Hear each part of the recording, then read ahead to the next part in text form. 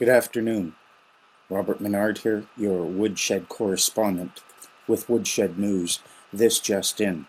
People across Canada are awakening to the realization that they own stock in a corporation called Canada and that they have a right to hold this stock, collect dividends, and vote on any partnerships, mergers, and unions.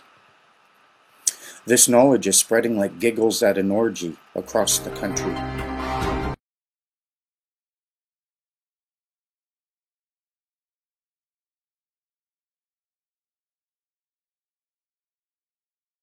So, the widows of the RC members asked the Air Force, demanded, we want to know how our husbands died.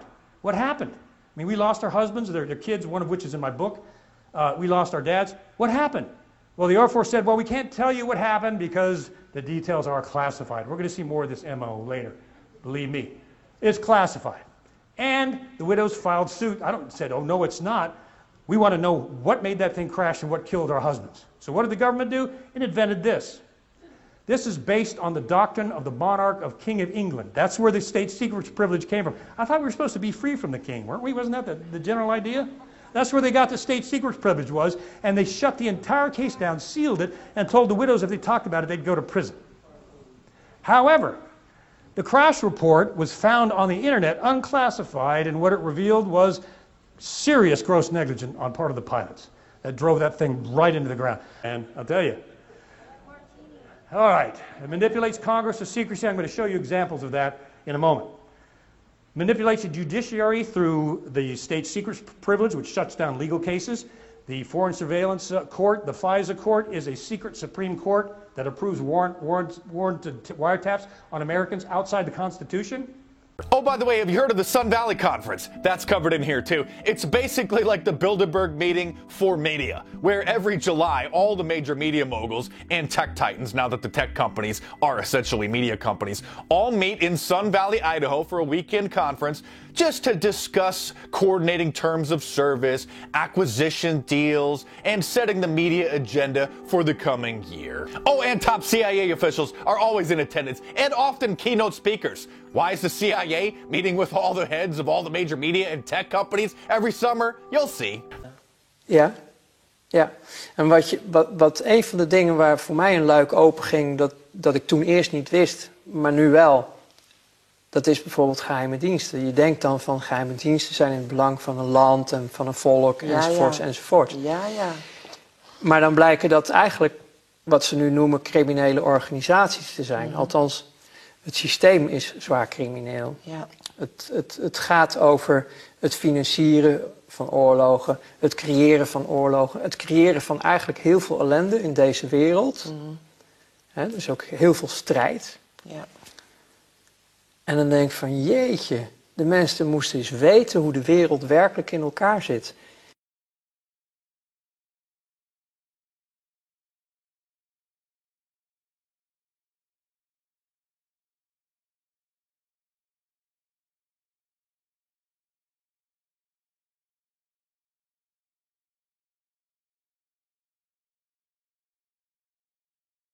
Roosevelt was financed by specialists and other members of the stock exchange for his election against Hoover. They turned from Hoover when Hoover ordered the Senate investigation of 1932. To punish him, they put Roosevelt into office, and he was put into office by their financing. There's going to be a bunch of defaults, isn't there? I mean, isn't it going to be painful to take it back? At the wrong level of the play. You are looking at paper currency.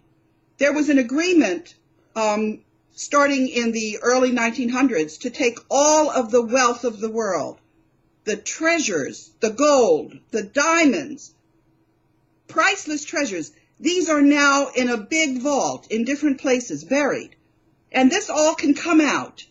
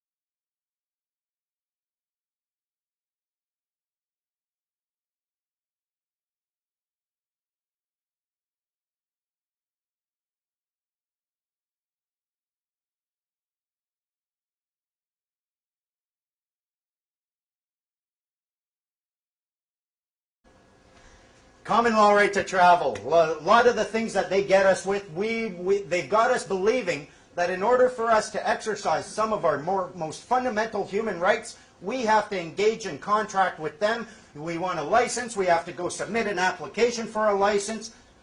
What's going on? Fact is, you have the common law right to travel. You can get out on that highway in a privately owned automobile, travel from point A to point B. As long as you're not engaging in commerce on the highway, there is not one thing unlawful about it. I have audio tape somewhere I got to find of a head lawyer in ICBC. I asked him flat out. I said, is there anyone in your organization with a bar card who's willing to swear under oath and on their full commercial liability that the common law right to travel no longer exists in British Columbia? His response was, no. It's there. And you give it up every time you go and you register your motor vehicle. You are not obliged to register your motor vehicle. If you do, you're signing over partial ownership of it to the state. They use a lot of trickiness with it. If you look at the Motor Vehicle Act, they define a motor vehicle. They'll say motor vehicle, in brackets, means a vehicle not run on rails, designed to be self-propelled, yada, yada, yada. The brackets, what I found out, when it's in quotation marks, that means these words. These printed words. Anytime you see these printed words in this act, you know it is referring to something that has these attributes. Where does it say all things with those attributes are being referred to? It doesn't. If I define an apple as a round red fruit, does that mean all round red fruits are apples?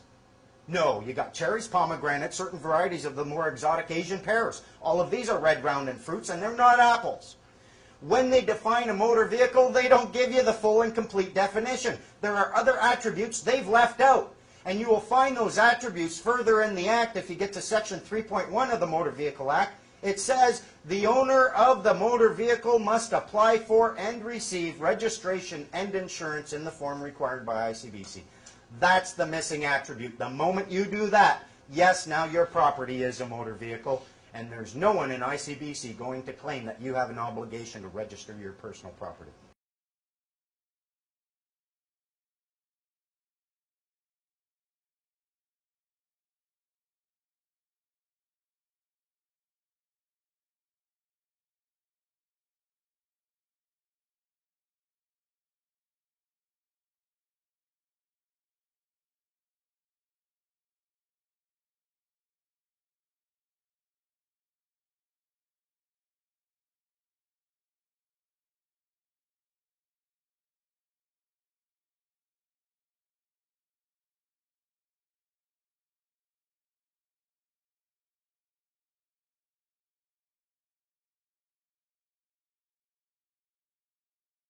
They've been dealing with us for so long with people who are essentially ignorant that we don't even distinguish between statute and law, so they assume that you are going to be there.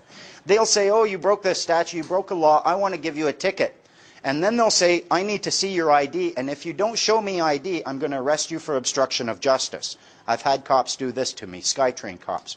The fact is, though, until they see ID, they have absolutely no evidence of the existence of a person who is liable under the statute.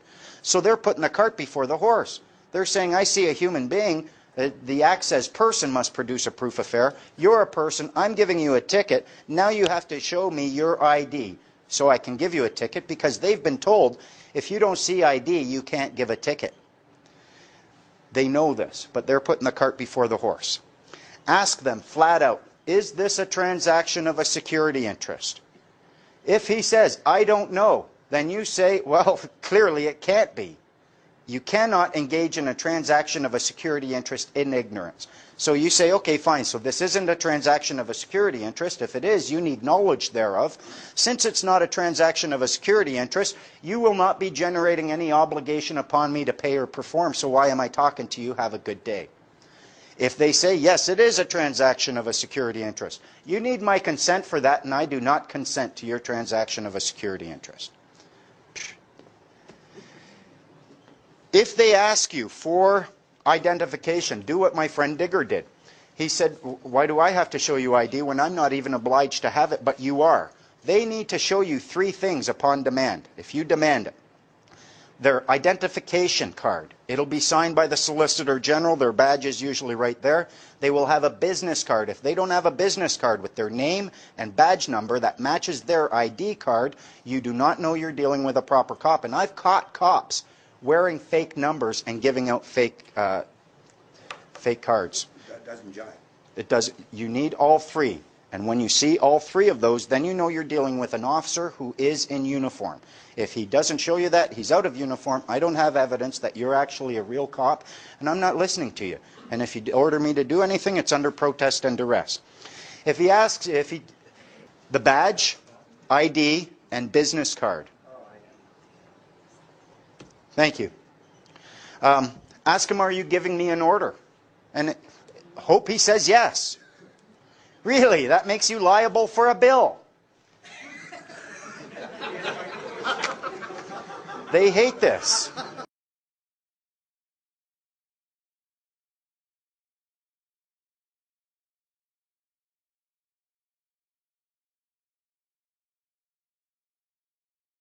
Will be your set-off. Since Canada has no money, we have no money in circulation. It's all promissory notes. It's all fiat currency. It's not money. The government cannot put you in a situation where A, they've taken away the money, and then B, they put you in debt. The only way to get out of debt is to pay off with money. If you can't pay that off, you're a debtor. You're in permanent servitude, essentially, an indentured servitude. You're just a step above a slave, and that's unlawful. They gave you remedy. The remedy is in the form of the fact that because there is no money in circulation, you can point to the number on the back of your birth certificate at any time and say, here, pay this off. On this example here, I'm just trying to understand it. It makes sense to me that if because of HJR 192, they're responsible for the debt, then we should actually be sending these to, the government or the IRS for the resolution of this. So on the stamp, you have like exemption number, and then you have deposit to the U.S. Treasury and charge the same to, John A. Doe. So basically that deposit to the U.S. Treasury, that would be written on every one of them, whether it be this IRS example that I have here, or a car loan, or a credit card bill, that kind of thing. Is that correct? Yes. Okay.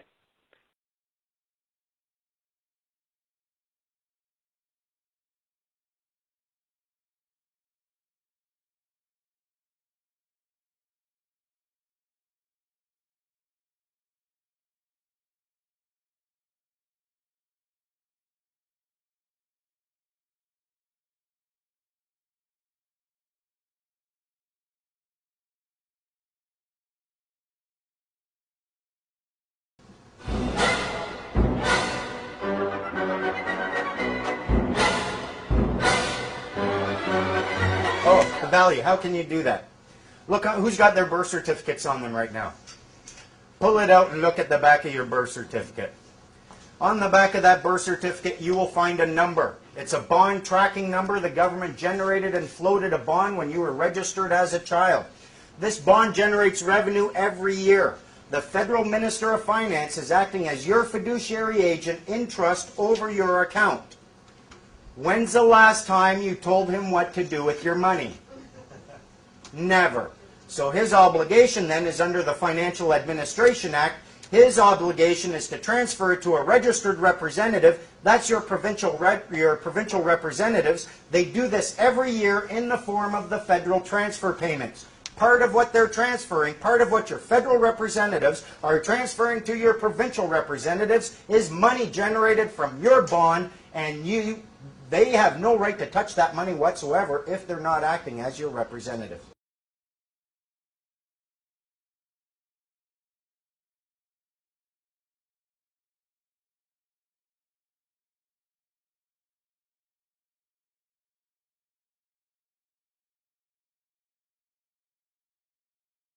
A bill.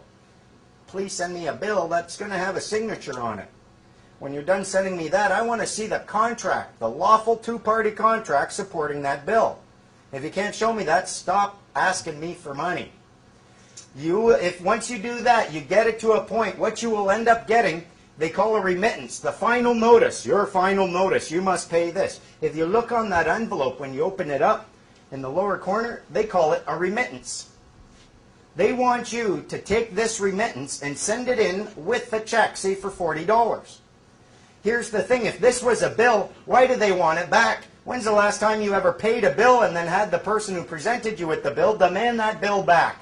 You pay the bill so you can keep it and say, I don't owe you anything anymore.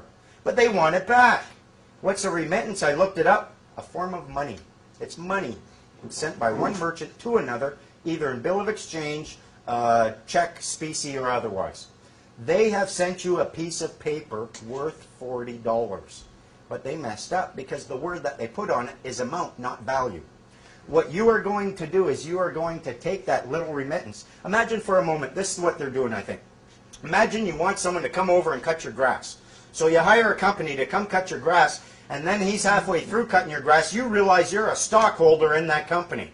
And you realize that as a stockholder, you have the right just to sign his check. He can give you the bill, you'll sign it, give it back to him. He can take that to the accountant in the company and get paid the $40 for cutting your grass.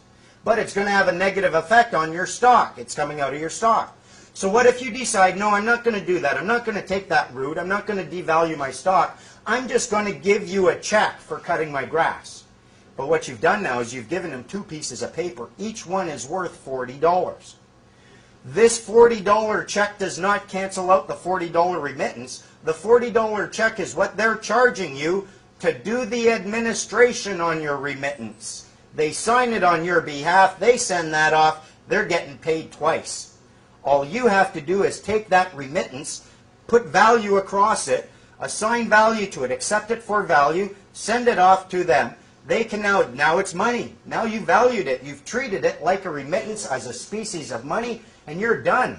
And we've been doing this, and we've even got them on tape acknowledging that you can do it. We've got a peace officer acknowledging that we always have this option when dealing with these things. If you look on those tickets, they'll tell you payment instructions, dispute instructions. So you can pay or you can dispute. If you choose the dispute route and you go in there, they'll give you a piece of paper and it says right on it, date dispute was created. Dispute created by. You created dispute. You never offered discussion. You never offered anything. You jumped right into the dispute and now you're in dishonor. Whether or not you win in court doesn't really matter. You're in court in dishonor. All you had to do was accept what they give you, say, I value that. There you go, take it back. Now, how can you do this? How can you just take a remittance and assign value to it?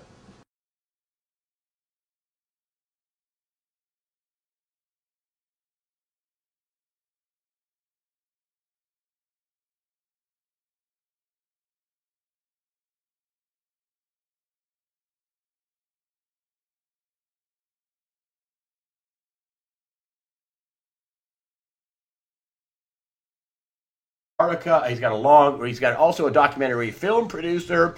He is a precious metals dealer. He's first dealt with the Antarctica, actually Nazis in Antarctica. Probably people thought he was crazy back in 2005, and now it's out in the mainstream press. Nazis in Antarctica in 2005. His latest book has come out just in December of 2016 called Empire Beneath the Ice, How the Nazis Won World War II. Now, this is an artist rendition. This isn't a real picture of a flying saucer, but you get the point. This is Empire Beneath the Ice. This is the latest of 11 books by, and let's bring him on, Steve Quayle of stevequayle.com. Steve Quayle, I know it was a very long introduction, but thank you for joining us today on USAWatchdog.com.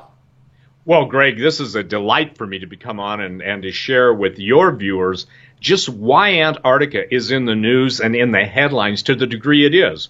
It was left kind of as just that ice base south of South America. But what most people don't understand, and this is critical, is that in 1947, the United States sent a war flotilla to the Antarctic under Admiral Byrd, and it was called Operation High Jump, and it was to seek out and to destroy the hidden Nazi bases that intelligence agencies had provided them the documentation for.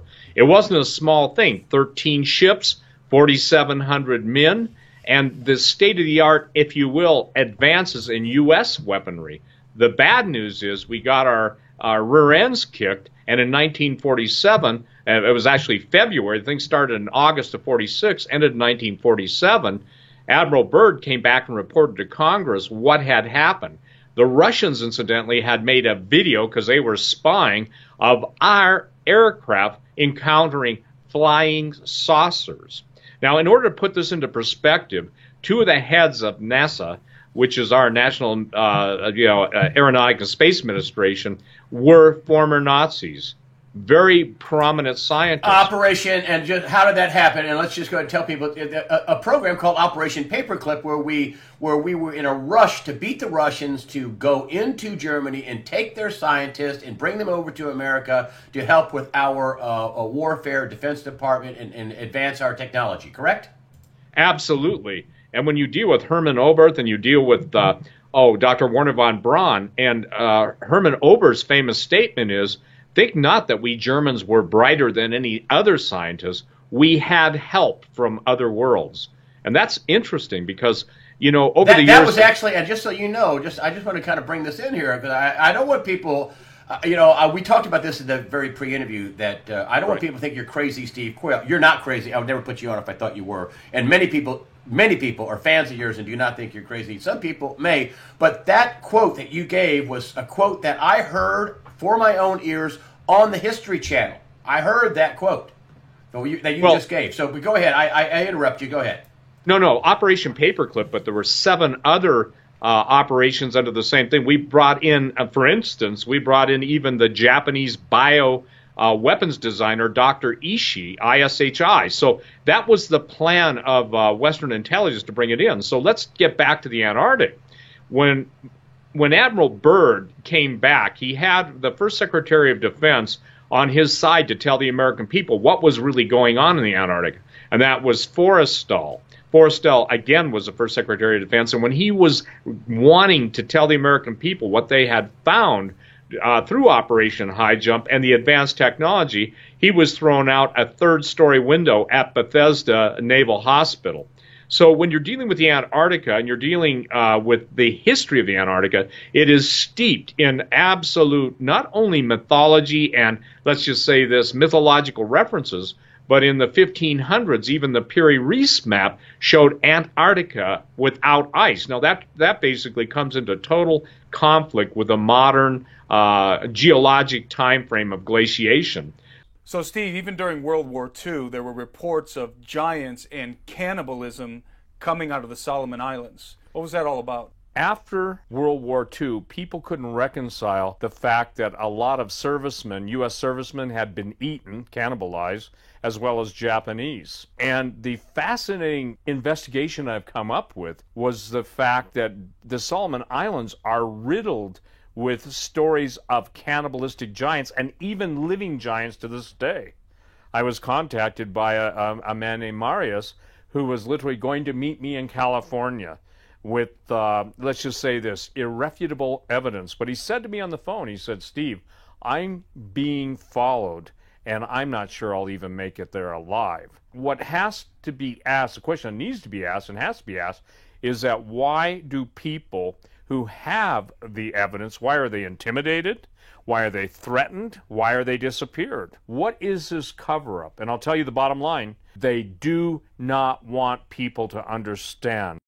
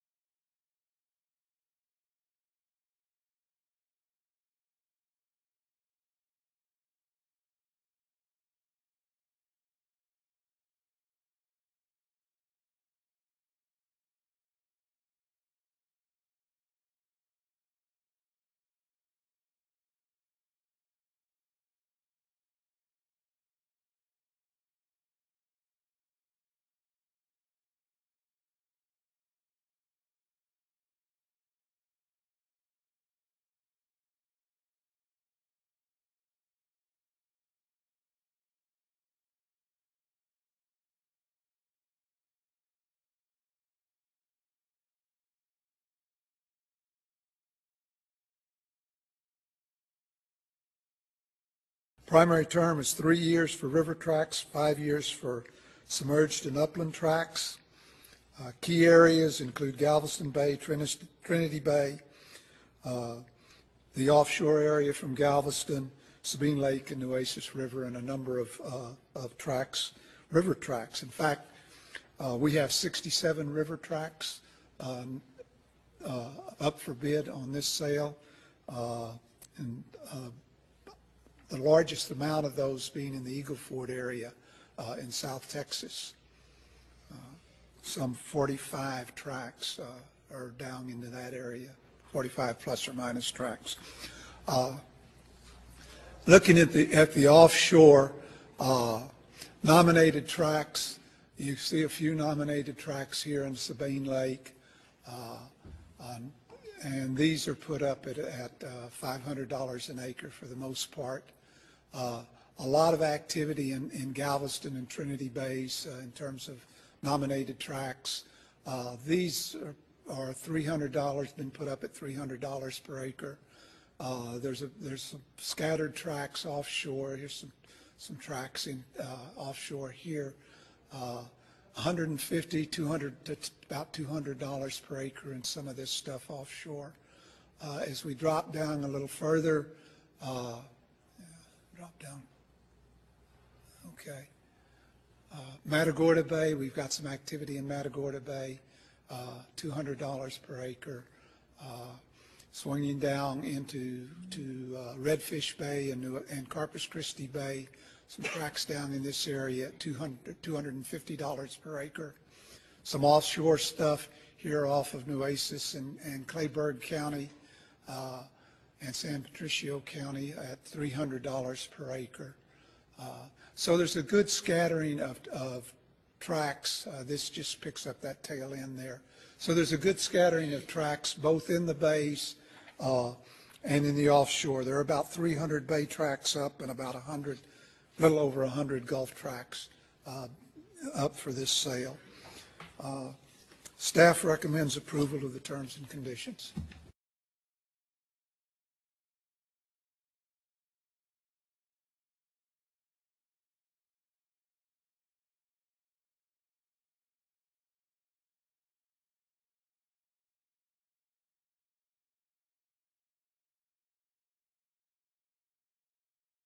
Things as post offices. Now, interestingly, in the city of Van Nuys, the Van Nuys courthouse, Marvin Breyer found out that the courthouse, the entire courthouse, was bought for $5 by a judge.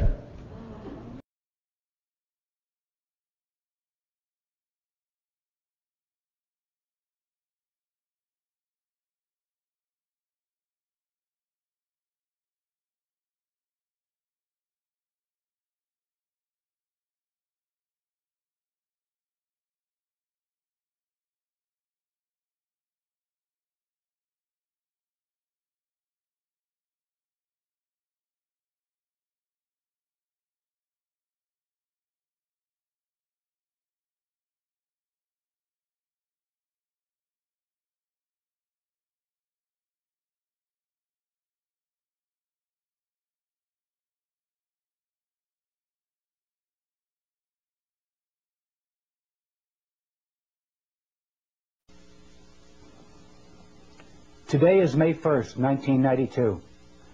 The subject of this video message is the UNCED Earth Summit, the meeting which is to begin on June 1st, 1992 in Rio de Janeiro. The acronym UNCED stands for the United Nations Committee for Environment and Development. It is pronounced UNCED, and perhaps indicating the secret agenda of this meeting. This is the logo of the Earth Summit. This is not a dove in their Earth Summit logo. It is a hand, and the hand is holding the world with the slogan, "In our hands," alongside of it. In whose hands? Who is the we in this motto? The hands of the world order. These elitists convened this UNCED meeting in the first place, and for a bad purpose. This video will show strong evidence that the persons running the UNCED Earth Summit are actually setting a net to place the power over the Earth and its peoples into their hands. Brave, bold deeds by the citizenry are needed quickly. Once a government signs their treaties, their citizens are, de jure, in the hands of the world order. There's that motto again, in our hands. Whose hands? The same world order families that planned World War I and World War II, that tricked the third world countries to borrow funds and rack up enormous debts. The same world order that stole much of the money borrowed by Africans and other nations and hid it in Geneva banks. They are the persons who financed Hitler, manufactured the Holocaust, and managed to blame the terrible deeds on the German people. They can be credited with manipulating famines in Ethiopia and elsewhere, and purposely creating war and debt to bring societies into their control. The world order crowd are not a nice group of people. My name is George Hunt. I'm speaking to you from a video studio in Boulder, Colorado. I have attended some of the meetings and caucuses leading to the UNCED Earth Summit. I am a business consultant and a college teacher in small business management.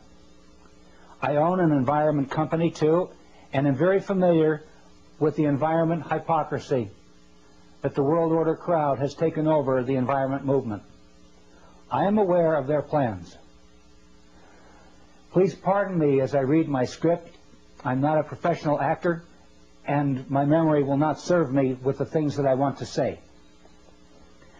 The world environment movement will soon be in the hands of the world order if you and others do not respond with action after you view this videotape. Action may constitute showing this to 5 others. It may constitute showing it to a judge down the street or a city councilman who you know in your town. Pray for guidance, hoping that something good might come of your actions. Somebody is going to set the spark off. I really feel that it is not too late. When I served as an official host at a key environment meeting in Denver, Colorado in 1987, I was surprised to see David Rockefeller, Edmund de Rothschild, Secretary of State Baker, then Secretary of the Treasury, Maurice Strong, Waste Company Chairman and EPA Administrator William Ruckelshaus, UN Secretary General in Geneva McNeil, and various World Bank and IMF officials there. What were the rich elite and bankers doing at an Environment Congress? Listen carefully. I will now attempt to show you how their enactments will work against you. Trust and foundation income is the cornerstone of the world order. They command politicians to do their bidding, and presidents, judges, and legislators lick their boots. Their swollen egos and bellies are never satisfied, and their lust for more is insatiable. Now world power and authority is in their grasp. Are we going to give it to them without a confrontation? Or, like they did to the Germans, will they blame the environment holocaust on you and get away with it? What is the World Summit meeting, and who is behind it? The UNCED World Summit, that's UNCED World Summit, is a key event in a series of environment meetings which have occurred since 1972. Maurice Strong, a UN official and an employee of the Rockefeller and Rothschild Trusts and Projects, convened the first Congress in Stockholm, Sweden in 1972. Those core wilderness areas are to be interconnected by wilderness corridors off limits to human beings. Those wilderness areas are to be surrounded by buffer zones that may have limited resource use under the supervision and permitting of the federal government.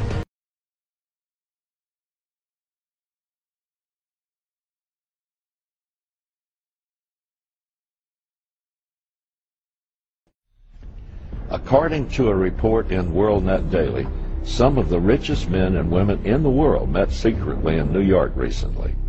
When the world's wealthiest individuals hold secret meetings, it's time to pay attention. In 1910, the 6 wealthiest men in the world met at Jekyll Island, Georgia. That meeting resulted in the creation, 3 years later, of the largest criminal enterprise ever devised, the Federal Reserve, so-called. Judging from the list of participants, the recent meeting in New York may result in something even more monumental. The London Times identified them as Bill Gates, David Rockefeller, Ted Turner, Oprah Winfrey, Warren Buffett, George Soros, and New York Mayor Michael Bloomberg. Based on the Forbes magazine list of billionaires, the room had a net worth of about $120 billion. With all the bailout figures we've heard recently, it doesn't sound like that much. Believe me, it is. $120 billion is about equal to the annual budget for all of New York State, from New York City to Buffalo, and everything in between. The meeting, which took place in early May, was at the home of Sir Paul Nurse, a British Nobel Prize-winning biochemist.